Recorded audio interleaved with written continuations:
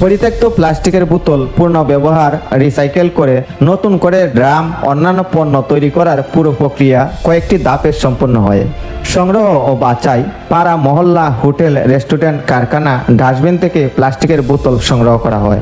বোতলগুলো ধরনের যেমন পিইটি, এইচডিপিই, রং ও মানের ভিত্তিক বাছাই করা হয়। পরিষ্কারকরণ। বোতলের মধ্যে থাকা তরল, লেবেল, ঢাকনা এবং ময়লা সরানো হয়।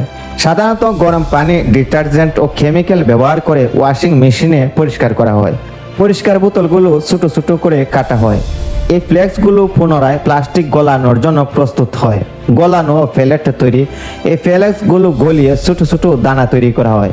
এই প্যালেটগুলো পূর্ণ ব্যবহারযোগ্য কাঁচামাল যা বিভিন্ন প্লাস্টিকের পণ্যের সাথে ব্যবহার হয়। নতুন পণ্য তৈরি।